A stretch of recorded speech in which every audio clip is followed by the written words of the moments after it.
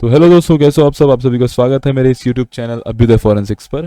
तो दोस्तों आशा है आप सब अच्छा कर रहे होंगे। तो दोस्तों फाइनली वेट इज़ ओवर। मैं आप सभी के लिए CUET PG 2027 SCQP 13 MSc forensic science के लिए डेडिकेटेड अचीवर सीरीज ला चुका हूँ। तो दोस्तों आज हमारा फर्स्ट क्लास है अचीवर सीरीज का और इसमें हम टॉपिक कवर करने वाले हैं फॉरेंसिक मेडिसिन। तो दोस्तों इससे पहले कि हम क्लासेस स्टार्ट करें, मैं आप सभी को अचीवर सीरीज के बारे में थोड़ी सी इन्फॉर्मेशन दे देता हूँ। तो दोस्तों सबसे पहले जो स्टूडेंट्स के मन में डाउट रहता है कि हम फॉरेंसिक बैकग्राउंड के नहीं हैं या अगर आप फॉरेंसिक बैकग्राउंड के हैं, तो दोनों ही कंडीशन में ये सीरीज आपके लिए है, क्योंकि मैं इसमें बेसिक से लेके एडवांस तक पूरी की पूरी फॉरेंसिक साइंस जो CUET PG 2026 2025 2024 की गई है उसका एक एनालिसिस कर कर आपके लिए ये कोर्स लाया हूँ। तो दोस्तों इसमें मैं आप सभी को जो CUET PG का सिलेबस है उसके अकॉर्डिंग पूरे के पूरे यूनिट्स का कवरेज कराने वाला हूँ। इसके साथ साथ मैं आपको कुछ क्वेश्चंस भी देने वाला हूँ। तो दोस्तों अगर आप फॉरेंसिक बैकग्राउंड से हैं या अगर आप फॉरेंसिक बैकग्राउंड से नहीं भी हैं, दोनों ही केसेस में आपको टेंशन लेने की बिल्कुल भी जरूरत नहीं है, क्योंकि इस सीरीज में मैं आपको बिल्कुल जीरो से लेके एडवांस तक फॉरेंसिक साइंस पढ़ाने वाला हूँ। तो दोस्तों बाकी सब बातें तो होती ही रहेंगी। बिना ही देरी किए हम स्टार्ट करते हैं आज का पहला लेक्चर, जो कि है फॉरेंसिक मेडिसिन के बारे में। दोस्तों अगर आपको सिलेबस चाहिए और अगर आपको सिलेबस के रिगार्डिंग कुछ डाउट है तो मेरे यूट्यूब चैनल पे मैंने एक थॉरो एनालिसिस डाला है सिलेबस का, उसमें जाके देख सकते हैं। तो दोस्तों जैसा कि आप सिलेबस में देख सकते हैं कि पहला टॉपिक है आपका डेफिनेशन, मीनिंग एंड स्कोप। इसके साथ साथ में मैंने बेसिक टर्मिनोलॉजीज भी डाल दी है। तो चलिए स्टार्ट करते हैं। तो दोस्तों सबसे पहले हम लोग पढ़ने वाले हैं फॉरेंसिक मेडिसिन के बारे में, जिसमें हम लोग स्टार्ट करते हैं विद द डेफिनेशन। तो forensic medicine deals with the application of medical knowledge in the administration of law. तो देखिए सबसे पहली बात करेंगे फॉरेंसिक मेडिसिन क्या होता है। तो इससे पहले कि हम फॉरेंसिक मेडिसिन के बारे में बात करें, सबसे पहले हम जान लेते हैं कि द वर्ड फॉरेंसिक का क्या मतलब होता है। तो दोस्तों जो दो वर्ड फॉरेंसिक है वो एक लैटिन वर्ड है जिसका मतलब होता है फॉरेंसिस। फॉरेंसिस का क्या मतलब होता है? फॉरेंसिस का मतलब होता है फोरम, मतलब एक ऐसा प्लेस जहां पे लोग बैठकर कुछ चीजों को, लीगल केसेस को डिस्कस कर पाएं। The place where civic and legal matters were discussed by people with public responsibility, मतलब जो पब्लिक है उन्हीं की रिस्पॉन्सिबिलिटी है, ठीक है, इन केसेस के बारे में डील करना और इन चीजों के बारे में, सिविक या लीगल मैटर्स के बारे में डील करने की, ठीक है। तो bye people with the people, ठीक है। तो फॉरेंसिक्स वर्ड का मतलब ये हुआ। अब हम लोग फॉरेंसिक वर्ड का मतलब समझ चुके हैं कि फॉरेंसिक क्या होता है। तो फॉरेंसिक प्लस मेडिसिन। अब दोस्तों मेडिसिन का क्या मतलब होता है? मेडिसिन मतलब यहाँ पे होता है मेडिकल नॉलेज।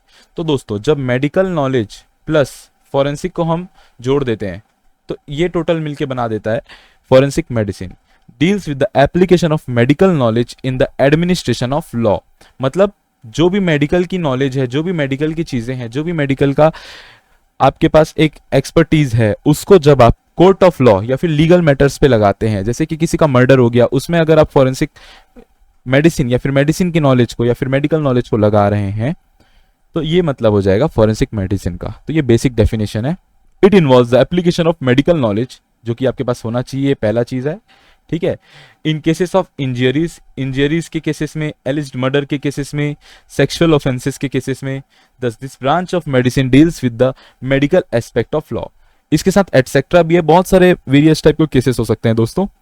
तो जब हम मेडिसिन और लॉ को कंबाइन कर देते हैं तो हमारा फॉरेंसिक मेडिसिन बन जाता है।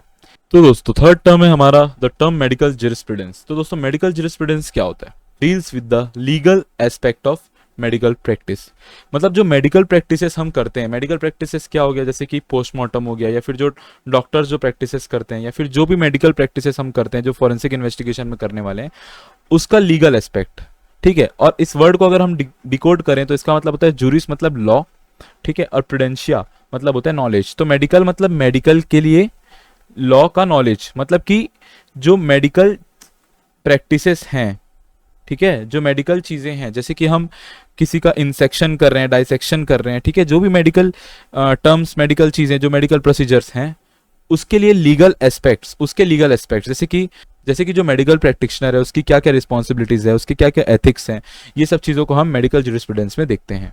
तो दोस्तों नेक्स्ट आ जाते हैं इंक्वेस्ट पर। इंक्वेस्ट क्या होता है? तो दोस्तों inquest is nothing but a inquiry, ठीक है, एक लीगल इंक्वायरी या इन्वेस्टिगेशन आप बचपन में कुछ गेम खेल रहे होंगे जिसमें कि पुलिस और चोर वाला गेम खेलते होंगे। जैसे ही चोर पकड़ा जाता है तो जो इन्वेस्टिगेशन एक पुलिस वाला करता है, जो आप बन के करते होंगे कि हाँ कहाँ गए थे, कहाँ कहाँ क्या हुआ था, क्या चीज़ें हुई, जो इन्वेस्टिगेशन, जो एक प्रॉपर इंटेरोगेशन, एक जो इन्वेस्टिगेशन और जो एक इंक्वायरी लेवल की चीज़ें होती हैं, वही इंक्वेस्ट कहलाता है। An inquest is a legal inquiry और investigation conducted to ascertain the circumstances and cause of death. क्या क्या चीज़ें, दो फैक्टर है, पहला है सर्कमस्टेंसेस, दूसरा है कॉज ऑफ डेथ। तो दोस्तों जब ये लीगल मैटर्स पे कॉज ऑफ डेथ को इंक्वायर करने के लिए जो इन्वेस्टिगेशन की जाती है वही कहलाता है inquest. It is conducted in sudden, पहला चीज है सडन डेथ हो गया, या फिर सस्पिशियस या फिर अननेचुरल डेथ। सडन डेथ मतलब कि अचानक से किसी पर्सन की डेथ हो गई, ठीक है। सस्पिशियस डेथ मतलब कि सस्पिशियस तरीके से हो गई, कि डाउटफुल तरीके से, कि कैसे हुई, मतलब ये पर्सन कैसे मर सकता है, एंड अननेचुरल तरीके से हो गई, ठीक है। नेक्स्ट पेज पे चलते हैं। तो दोस्तों अभी आपको इंक्वेस्ट का मतलब समझ आ चुका है। अब इंक्वेस्ट किन किन टाइप्स की होती है, तो इंक्वेस्ट 4 टाइप की होती है। पहला है पुलिस, दूसरा है मजिस्ट्रेट, तीसरा है कोरोनर और चौथा है मेडिकल एग्जामिनर। तो पुलिस इंक्वेस्ट क्या होता है, इंक्वेस्ट मतलब तो अभी आप लोग को पता है इंक्वायरी या इन्वेस्टिगेशन। तो जो पुलिस प्लस इंक्वेस्ट बेसिक है, पुलिस के द्वारा इन्वेस्टिगेशन की जाती है, जब इन दोनों को हम जोड़ देते तो ये पुलिस इंक्वेस्ट हो गया। तो पुलिस इंक्वेस्ट में क्या पढ़ेंगे हम, police inquest is conducted by a police officer, जो कि पुलिस ऑफिसर होता है, जो कि आईओ रैंक से नीचे नहीं होता, मतलब जो सब इंस्पेक्टर रैंक से नीचे नहीं होता। अब एसआई, जो कि आप लोग जानते होंगे, पुलिस की जो हायरार्की होती है उसमें सब इंस्पेक्टर एक रैंक के पुलिस ऑफिसर्स रहते हैं, जो कि इंस्पेक्टर के नीचे रैंक के पुलिस ऑफिसर्स रहते हैं, ठीक है। तो सब इंस्पेक्टर एटलीस्ट होना चाहिए एक पुलिस इंक्वेस्ट के लिए, ठीक है। और इन्हीं को ही हम इन्वेस्टिगेशन ऑफिसर भी कहते हैं। सब इंस्पेक्टर के ऊपर कोई भी रैंक चल जाएगी, सब इंस्पेक्टर के नीचे रैंक नहीं चलेगी, ठीक है। On receiving the information about a sudden, suspicious या unnatural death, the IO informs the nearest magistrate. IO की responsibility होती है कि वो death के cases में nearest magistrate को inform करे and proceeds to the place where dead body is lying. उस जगह पे जाए तुरंत ही जहां पे डेड बॉडी मिली है या फिर जहां से इंफॉर्मेशन मिला है। इन द प्रेजेंस ऑफ 2 और मोर रिस्पॉन्सिबल पर्सन, दोस्तों गौर कीजिएगा, 2 और more responsible person of the locality. तो दोस्तों जैसे कि एग्जांपल ले लो, ये एक चौक है, यहाँ के इस चौक के पास के एक रोड में यहाँ पे एक डेड बॉडी मिली है। तो जैसे ही वहां पे लोकल्स लोग हैं, लोकल्स लोग ने पुलिस को कॉल कर दिया और पुलिस फौरन ही उस जगह पे मजिस्ट्रेट को इन्फॉर्म करने के बाद पहुंच गई, ठीक है। तो where the dead body is lying, जहां पे डेड बॉडी है, इन द प्रेजेंस ऑफ 2 और more responsible person of the locality, किसके प्रेजेंस में, जो लोग कॉल किए हैं या फिर जो लोग कॉल नहीं भी किए वहां पे प्रेजेंट थे लोकेलिटी के, वो 2 रिस्पॉन्सिबल पर्सन। रिस्पॉन्सिबल से यहाँ पे क्या मतलब है, रिस्पॉन्सिबल से यहाँ पे ये मतलब है कि जो डॉक्यूमेंटेशन है उसमें वो ये अपना स्टैंड ले पाए। तो ऐसे रिस्पॉन्सिबल पर्संस को ही हम, इनके प्रेजेंस को ही हम कहते हैं पंचास। The IO conducts an investigation and prepares a report called a panchnama. तो पंचनामा रिपोर्ट बनती है जब भी किसी इन्वेस्टिगेशन होता है डेथ का। ऐसे लोग हैं जो रिस्पॉन्सिबल हैं, उनके सामने ही इन्वेस्टिगेशन की जाती है, जो बेसिक प्राइमरी इंटेरोगेशन और इन्वेस्टिगेशन जो भी चीजें रहती है पुलिस की, आईओ की, और वो एक रिपोर्ट बनाता है।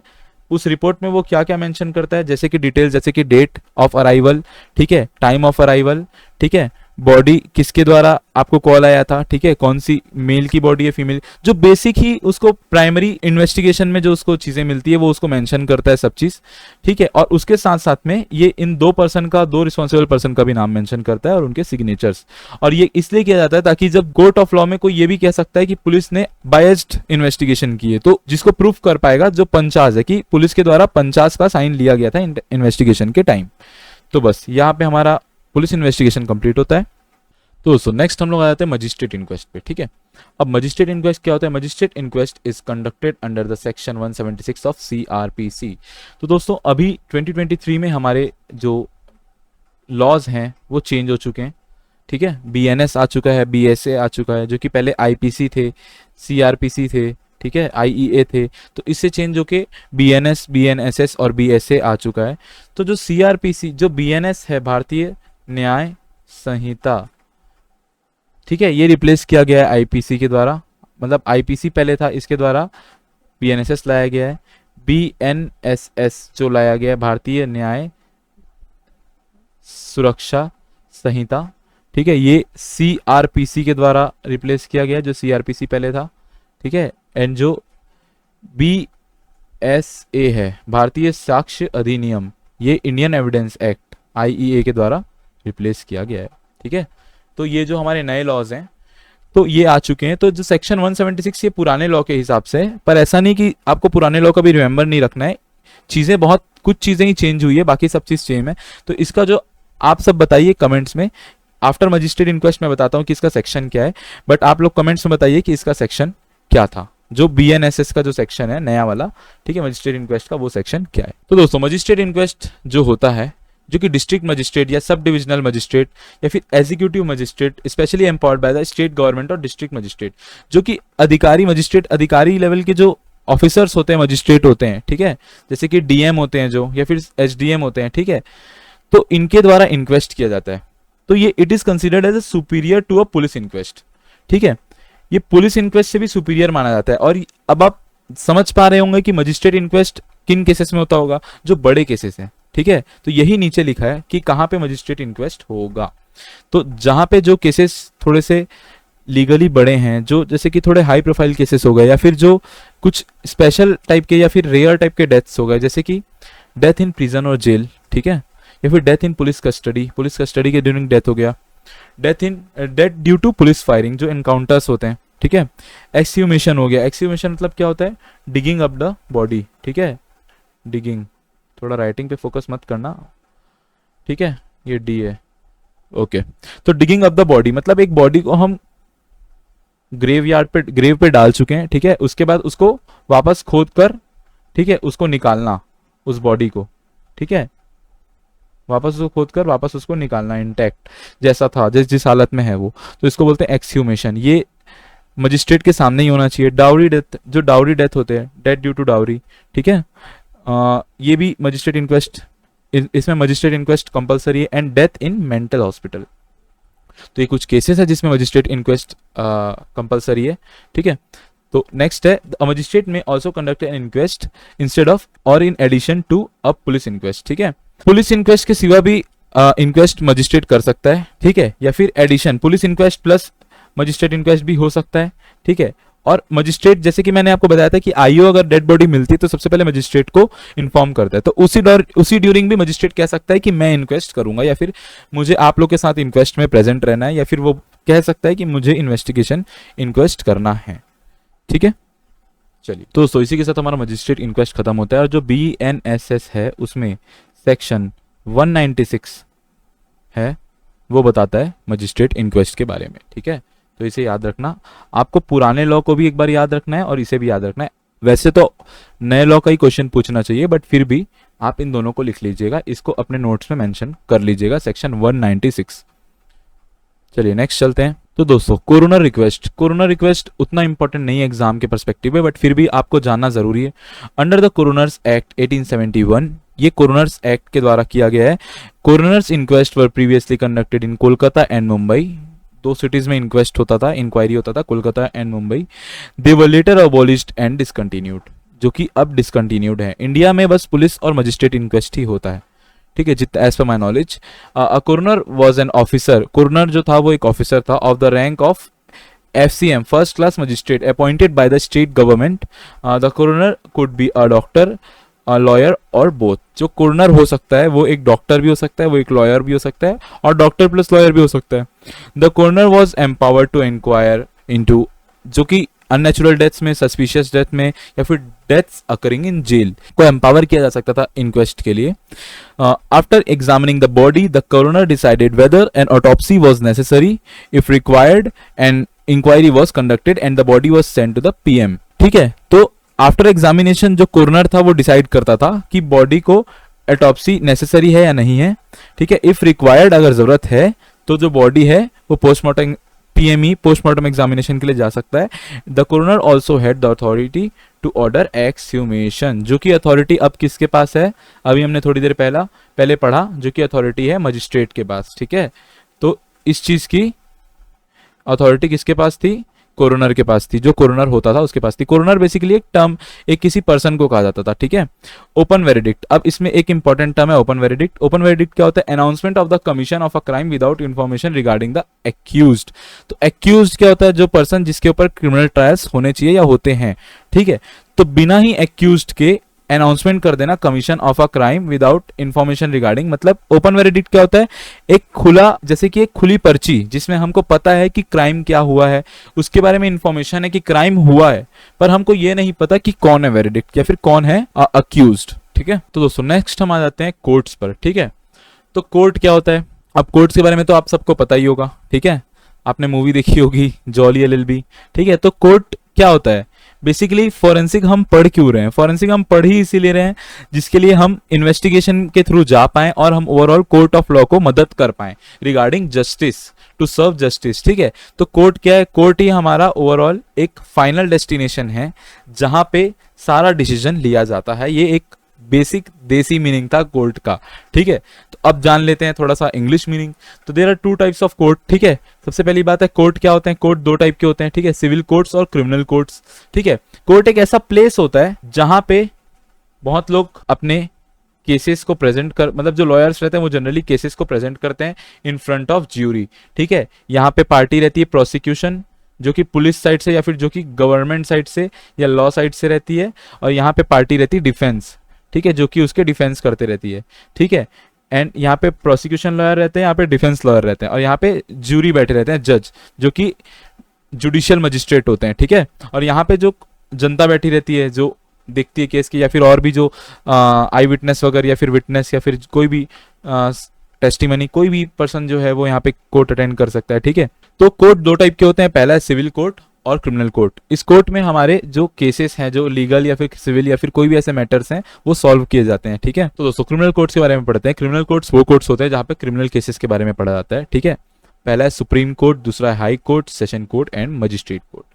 तो एक हायरार्की मैंने यहाँ पे मेंशन कर दी है। ठीक है, जो मेन बॉडी, जो सबसे प्राइम बॉडी या फिर जो प्राइम बॉडी ऑफ लॉ या फिर जो सबसे मेन कोर्ट ऑफ इंडिया है, वो है सुप्रीम कोर्ट, जो सबसे हाईएस्ट ट्रिब्यूनल पे प्रेजेंट है। ठीक है, हाईएस्ट जुडिशियल ट्रिब्यूनल। ठीक है, देन उसके बाद आता है हाई कोर्ट। सुप्रीम कोर्ट एक ही है ऑल ओवर इंडिया में, जो कि है दिल्ली पे। ठीक है, देन आ जाते हैं हाई कोर्ट, जो कि हर एक स्टेट के पास होते हैं एक एक। ठीक है, फिर आ जाते हैं सेशन कोर्ट्स, और इनको जनरली डिस्ट्रिक्ट कोर्ट्स भी कहते हैं, जो कि हर एक डिस्ट्रिक्ट में होते हैं। ठीक है, फिर चीफ जुडिशियल मजिस्ट्रेट या फिर चीफ मेट्रोपॉलिटन मजिस्ट्रेट भी कहते हैं, judicial magistrate of first class and judicial magistrate of second class. तो चलिए जानते हैं सुप्रीम कोर्ट क्या होता है। ठीक है, तो Supreme court located in Delhi, it is the highest judicial tribunal in India. ठीक है, तो इंडिया का मतलब आप लोग मान लो सबसे बड़ा जुडिशियल ट्रिब्यूनल है, मतलब सबसे मेन जुडिशियल ट्रिब्यूनल का मतलब आप ये मान लो कि एक सबसे मेन बॉडी है, जो इनके जजेस का फाइनल डिसीजन रहता है वो फाइनल रहता है। ठीक है, वो मानना पड़ता है, जो कि फाइनल है। जैसे अगर आप हाई कोर्ट में कुछ केस करते हैं और यहां से अगर आप सेटिस्फाइड नहीं हैं तो आप सुप्रीम कोर्ट में कर सकते हैं उसको अपील, री अपील। ठीक है, आप सेशन कोर्ट में करते हैं तो यहां से आप हाई कोर्ट में जा सकते हैं, अगर हाई कोर्ट नहीं सुना तो फिर आप सुप्रीम कोर्ट में। बट सुप्रीम कोर्ट से ऊपर नहीं जा सकते, सुप्रीम कोर्ट से ऊपर भी एक जगह जा सकते हैं, जो कि आप लोग कमेंट में आंसर कीजिए। ठीक है, बट जनरली नहीं जाया जाता, वो भी बहुत रेयर केसेस में होता है। ठीक है, तो Supreme Court is the highest body, supervises in all courts in India. ठीक है, सुपरवाइज करता है सब कोर्ट्स को। Decisions are binding on all court, binding है सब डिसीजंस, मतलब ये है प्राइम, ये बैठा है भैया ऊपर। ठीक है, ये सुप्रीम कोर्ट बैठा है कि भैया मैं हूं इधर का राजा। ठीक है, I am the goat and बाकी सब हो, ठीक है, मेरे नीचे। ठीक है, तो jokes apart, functions as an appellate court in criminal investigation. ठीक है, अपीलिएट, जो क्रिमिनल इन्वेस्टिगेशन होता है उसमें एक अपीलिएट, अपील के लिए एक कोर्ट, अपीलिएट कोर्ट की तरह अपीलिएट कोर्ट की तरह एक्ट करता है।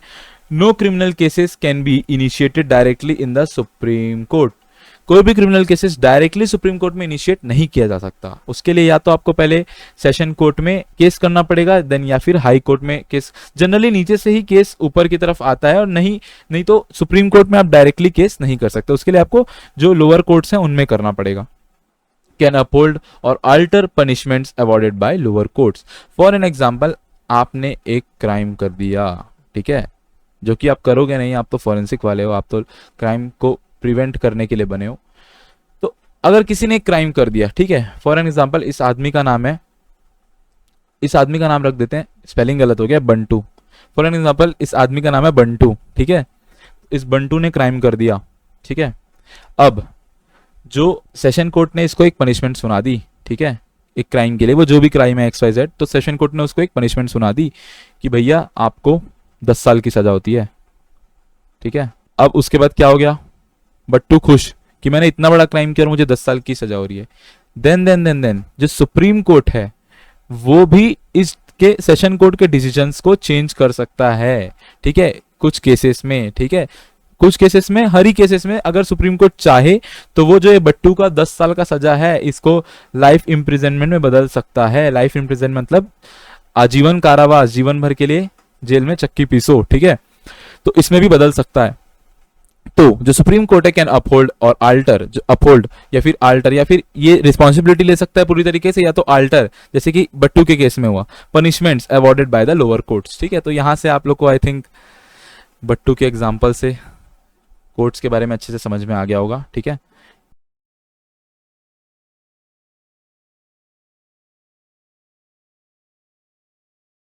यस, तो नेक्स्ट आ जाते हैं अपन हाई कोर्ट और सेशन कोर्ट्स पे, ठीक है। तो हाई कोर्ट क्या होता है, जनरली ये हर एक स्टेट पे होता है, स्टेट कैपिटल पे होता है यूजुअली, और जनरली कुछ हाई कोर्ट्स ऐसे भी हैं जो स्टेट कैपिटल पे नहीं है, ठीक है, जो स्टेट कैपिटल से अलग हैं। तो आप कमेंट्स में अगर आपको पता है तो आप उसका इन्फॉर्मेशन मुझे दीजिएगा, कमेंट कीजिएगा, ठीक है। वैसे तो मुझे पता है पर मैं आप लोग से पूछना चाह रहा हूँ कि कुछ स्टेट में ऐसे कोर्ट्स हैं, हाई कोर्ट्स, जो कि उनके कैपिटल में नहीं है, कैपिटल से हट के दूसरी सिटी पे। तो high court deals with the criminal appeals, ठीक है, confirms death sentences awarded bye session courts. Session court अगर कोई डेथ सेंटेंस अपील किया है या फिर अवॉर्ड किया है किसी क्रिमिनल को या फिर किसी अक्यूज्ड को, ठीक है, या फिर किसी कल्प्रिट को, तो देन जो हाई कोर्ट रहता है वो उसको जनरली, ठीक है, कि नीचे कौन सा है, सेशन कोर्ट, जो कि हर एक डिस्ट्रिक्ट पे होता है, usually located at district headquarters, ठीक है, presided over the principal session judge. Other courts are called additional session courts, ठीक है। इसके साथ ही जो अदर कोर्ट्स होते हैं इसके, उसको कहते हैं एडिशनल सेशन कोर्ट्स, ठीक है। इसके साथ साथ can pass any sentences authorised by law, any sentence pass कर सकता है एक्सेप्ट कुछ सेंटेंसेस, जैसे कि डेथ हो गया, ठीक है। Death sentence requires confirmation by the high court, ठीक है, और इनके डिसीजंस को अल्टर कौन कर सकता है, जो इन सबका सर्वोपरि है, सुप्रीम कोर्ट, ठीक है। देन आ जाता है अपन मजिस्ट्रेट कोर्ट पे, ठीक है। मजिस्ट्रेट कोर्ट के टाइप्स क्या होते हैं, मजिस्ट्रेट कोर्ट जनरली छोटे कोर्ट्स होते हैं, ठीक है, जो कि जनरली छोटे मोटे तहसील में होते हैं, ठीक है, जिसमें चीफ जुडिशियल मजिस्ट्रेट होते हैं, ठीक है, फर्स्ट क्लास जुडिशियल मजिस्ट्रेट या फिर सेकंड क्लास जुडिशियल मजिस्ट्रेट। ये जनरली एक रैंक है based on, if I am not wrong, based on the experience and in सब चीज़ों पे बेस्ड रहता है ये जो रैंक्स हैं मजिस्ट्रेट के, या फिर मजिस्ट्रेट का मतलब जज ही होता है, ठीक है, इसमें कंफ्यूज मत होना। इन मेट्रोपॉलिटन सिटीज, ठीक है, चीफ जुडिशियल मजिस्ट्रेट को कहा जाता है चीफ मेट्रोपॉलिटन मजिस्ट्रेट, या फिर फर्स्ट क्लास जुडिशियल मजिस्ट्रेट को कहा जाता है मेट्रोपॉलिटन मजिस्ट्रेट, ठीक है। The high court appoints a first class judicial magistrate as chief judicial magistrate in each district, ठीक है। हर डिस्ट्रिक्ट पे जो हाई कोर्ट रहता है वही अपॉइंट करता है किनको, फर्स्ट क्लास जुडिशियल मजिस्ट्रेट को, ठीक है। तो ये बेसिक टर्मिनोलॉजी से आपको बस पता होना चाहिए, ऐसा नहीं कि आपको एकदम रट्टा हो, बट आपको पता होना चाहिए इनके बारे में, ठीक है। तो दोस्तों नेक्स्ट हम आ जाते हैं कुछ स्पेशल कोर्ट्स पे। दोस्तों ये स्पेशल कोर्ट्स होते हैं जनरली कुछ स्पेशल केसेस के लिए, कुछ स्पेशल चीज़ों के लिए रखे जाते हैं, ठीक है, जो कि थोड़ा स्पीडी ट्रायल दे पाएँ, ठीक है, मतलब जो ट्रायल्स हों वो बाकी केसेस के कारण टले ना, ठीक है, पर्टिकुलर एक ही चीज़ों पे जो एक ही टाइप के केसेस होते हैं वो डील किए जाते हैं, ठीक है, स्पेसिफिकली। तो पहला है महिला कोर्ट्स, जो वुमेन के अगेंस्ट डोमेस्टिक वायलेंस या फिर जो रेप जैसे केसेस होते हैं, या फिर जो हरेसमेंट के, ठीक है, एब्यूज़ के, और वुमेन के अगेंस्ट स्पेशली केसेस होते हैं, ठीक है, डोमेस्टिक एब्यूज़ ये सब, तो ये महिला कोर्ट्स में देखा जाता है, ठीक है। सेकंड नंबर पे आ जाता है SC/ST prevention of atrocities act courts, ठीक है। ये जनरली कोर्ट 1989 को एस्टेब्लिश किया गया था ये वाला एक्ट। शेड्यूल कास्ट या शेड्यूल ट्राइब के अगेंस्ट जो डिस्क्रिमिनेशन के केसेस हैं वो डील किए जाते हैं। एसेंशियल कमोडिटीज एक्ट कोर्ट्स, ठीक है, इसमें जो कमोडिटीज हैं जैसे कि गुड्स हैं, ठीक है, ऑयल में एडल्ट्रेशन है, ये सब टाइप की, फूड में एडल्ट्रेशन है, इन कोर्ट्स के अंदर इन केसेस को देखे जाते हैं। Fourth one is NDPS act, narcotic drug and psychotropic substances act, ठीक है। ये वाला कोर्ट जनरली ड्रग्स हैं, हमारे जो नार्कोटिक ड्रग्स हैं जो हार्मफुल होते हैं, ठीक है, स्टिमुलेंट्स होते हैं, ठीक है, और कुछ डिप्रेजेंट्स होते हैं, इस टाइप के जो भी नार्कोटिक ड्रग्स हैं जो कि एक्सेसिव, उनके कुछ क्वांटिटी, उनकी कितनी क्वांटिटी लीगल है, कितनी क्वांटिटी लीगल नहीं है, ये सब चीज़ें इनके अंदर देखा जाता है। टाडा कोर्ट जनरली है terrorist and disruptive activities court, generally ये अब बंद हो चुका है मेरे हिसाब से। एंड पोटा जो है वो prevention of terrorist activities, terrorism act, POTA act है, ठीक है, ये जनरली पोटा कोर्ट्स में देखे जाते हैं, ठीक है, टेररिस्ट एक्टिविटीज के अगेंस्ट। इसके सिवा MCOCA कोर्ट्स है, जनरली ये Maharashtra control of organised crime act है, ठीक है। जो ऑर्गेनाइज्ड क्राइम होते हैं, जैसे कि पर्टिकुलर कोई बड़ा क्राइम है, ठीक है, जिसको पर्टिकुलर बहुत सारे पर्सन लग रहे हैं ऑर्गेनाइज्ड वे में कंडक्ट करने के लिए, ठीक है, more than like number of peoples लग रहे हैं, जो कि पर्टिकुलरली प्लान्ड है अच्छे से, उसको बोलते हैं ऑर्गेनाइज्ड क्राइम्स। तो ये इसके अंडर आता है। Economic offence and corruption courts, ठीक है, जनरली यहाँ पे इकोनॉमिक ऑफेंसेस होते हैं, ठीक है, और या फिर करप्शन होते हैं, जो पर्टिकुलरली किसी ब्यूरोक्रेट के द्वारा करप्शन किया गया है या फिर किसी पॉलिटिशियन के द्वारा करप्शन किया गया है, ये सब चीज़ें इसके अंडर में देखा जाता है। तो ये कुछ स्पेशल कोर्ट्स हैं, इनके नाम आप याद रखिएगा, ठीक है। तो दोस्तों नेक्स्ट हम आते हैं जुवेनाइल कोर्ट्स पर, ठीक है। तो जुवेनाइल कोर्ट्स क्या है? जुवेनाइल जनरली आप जानते होंगे जो अंडर 18 के एज के टीनेजर्स या फिर जो अंडर 18 के जो बच्चे रहते हैं, स्टूडेंट्स रहते हैं, ठीक है, या फिर जो अंडर 18 एज के जो पीपल रहते हैं, ठीक है, उनके लिए ये कोर्ट्स होता है। जनरली क्या होता है कि उस एज को एज अ सोशली और एज अ साइकोलॉजिकली थोड़ा सा स्पेशल ट्रीटमेंट दी जाती है, उसके लिए ये उस एज के पर्सन्स को, उनको एडल्ट्स में हम नहीं काउंट कर सकते, क्योंकि एडल्ट्स के लिए पर्टिकुलर जो हम प्रिजन्स बनाए हैं, ठीक है, या फिर उनके लिए जो हम वो बनाए हैं, जो उनके लिए पनिशमेंट्स बनाए हैं, वो उनके हिसाब से है। पर लेस देन 18 ईयर्स का अगर बच्चा कोई क्राइम करता है, ठीक है, तो उनको proper care and protection of children act के द्वारा देखा जाएगा। उनको पर्टिकुलरली ट्राई करेंगे कि वो जल्दी से जल्दी रिहैब हो पाए, उनको ज़्यादा स्ट्रिक्ट पनिशमेंट ना मिल पाए, ताकि वो रिफॉर्म कर पाए, ठीक है।